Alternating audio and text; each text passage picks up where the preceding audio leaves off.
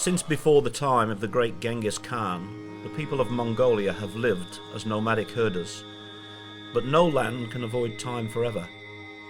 In 1921, Mongolia became the world's second communist state in history. Modelled on the USSR, it collectivized the herders and began building industry. Ulaanbaatar, the coldest capital city in the world. A true feat of Soviet engineering, it became the centerpiece of Mongolian culture, industry and population. After the collapse of the Soviet Union, the people of Ulaanbaatar rally for democracy. In 1990, Mongolia holds its first democratic election. A new era is born. The early to mid-1990s are marked by economic shocks as the domestic economy struggles with privatization. The combination of its transition to a market economy and a series of severe winters result in the large-scale migration of low-income families to its capital.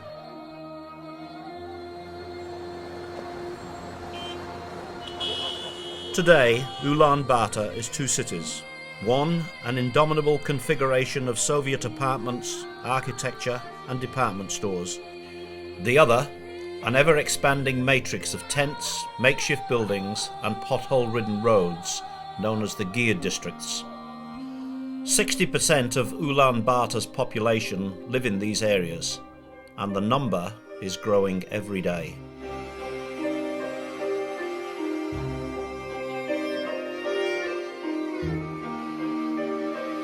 If you are talking about American democracy, we are young. But if you are talking about human democracy, we are very old. Especially if you feel and know about the concept of nomad tribe management that is really based on the democracy. If you are a nomad person, family, you have children. But if you haven't any school or hospital in your area, you are looking or you are attracted, you actually forced to leave to come into the UB. UB, the locals call it, Ulaanbaatar. The World Bank estimates that the population increased 25% between 1997 and 2002. Nomads coming in from the countryside seeking a new life. There is no limit of space, huge land. Yeah? There's no limit of time. A nomad, they're going to say around noon. Is it 1 o'clock, 12 o'clock, 11 o'clock? Doesn't matter. That guy comes to next day to Ulaanbaatar city and driving taxi. It's like riding a horse on the steppe. Yeah. When I went in 2002 first to US, the Gear district wasn't that big. So when you come and see how many people have moved into the city, it's amazing.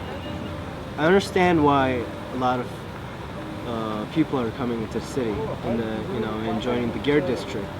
And it's an unfortunate situation because a lot of them are extremely poor and they stay that way even though they're in the city. They've been here for 5 years. It's hard to get out of that. There is a stark contrast between life in the central city apartment blocks, where you enjoy the benefits of central heating and running hot water year-round, and the gear districts. Here, your only source of heat in winter is your coal stove.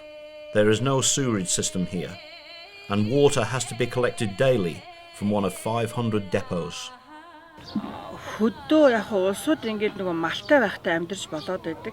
Хөдөө орон нутагт яг залуу хүмүүс энэ ажил хийхээр ажил олддоггүй. Нэгдүгээр, хоёрдугаар тэгээд нөгөө малтай байсан улсууд малаа ингээд зудан далдаад ирэхээр хөдөө амьдрах нөхцөл хэцүү.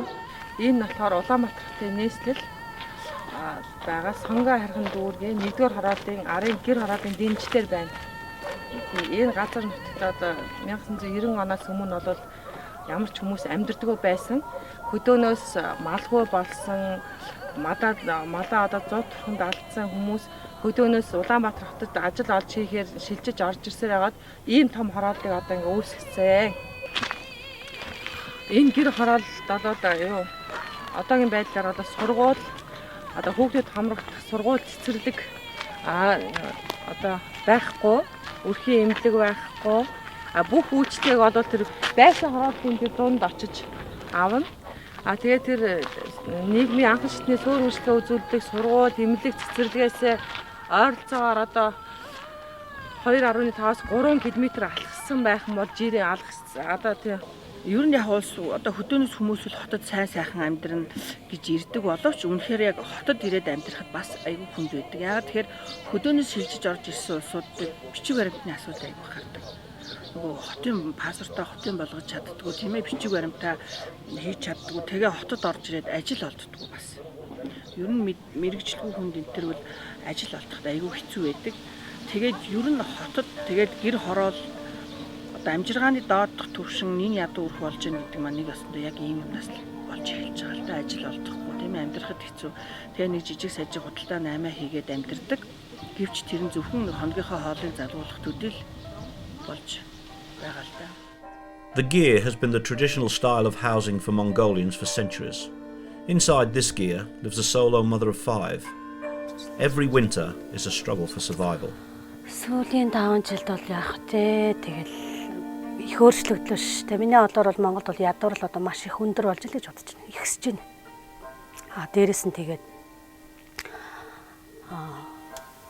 хүүтэр энэ үйл бол их хүүтэрлээ. Өнгөрсөн үйл бол их хүүтэн байсан. Тэгээд ядуур л бол маш их болж байна да. Өөр юу хэлэх вэ? Яг тухайн үед нөгөө тэр дөнгөж 90-д онд хотод орж ирээд байгаа юу яа тэр үед чинь ажил гэхэд чинь их иргэн үнэлэх нэхэгддэггүй байсан байхгүй юу? Хүн дуртай ажиллаа баг дандаа нэг дөнгөж хувийнх болж эхэлж исэн ч юм уу одоо ажиллаж дэгжсэн болохоор нэг хайхтар айлуу бичиг баримт аваад ирэхэж нэхэд идэггүй байсан үе болохоор санаанд орохгүй өөрөө хийхсэн юм хийгээл гүг явж идэг байсан. Тэгээ хүнтэй суугаад хүүхд гаргаад ирэнгүүл яалтчгүй нөгөө хүүхд хийхэд төрсний гэрчлэгээ мэрчлэгийг авахаас авахгүй л бичиг баримт. When you arrive in Ulan Bator, you must register yourself in the city in order to receive basic services such as schools and hospitals. Sometimes this is harder than it may seem. Одоо жишээ нь төрсний гэрчлэгээ гэхээр манай сургуульд одоо байгаа хүүхдүүд ихэнх төрсний гэрчлэгээ байхгүй хүүхдүүд байгаа. Төрөөд тэгээд эцэг эхийнх нь аль нэг нь нас орцсон, салцсан байвал тэр бичиг баримт гэхээр одоо эднэрт бас тийм юм байхгүй. Тий. Тэгээд сургууль сурсан гэсэн бичиг баримт байна. Тэгээд нөгөө жоохон 3 настай байхдаа ахуулсан зураг, 9 настай байхдаа ахуулсан зураг, 15 настай байхдаа ахуулсан зураг. Тэгэхээр эднэрт бас зураг бас байдгүй. Тэгээд сурж байгаа сургуулаас нь бичиг аавна, хувийн эрэг гээд ингээд 10 гаруй төрлийн юм бүрдүүлж ийж хорооноос тодорхойлт авна. Тэгээ эндээс бас албан бичиг бичиж ийж.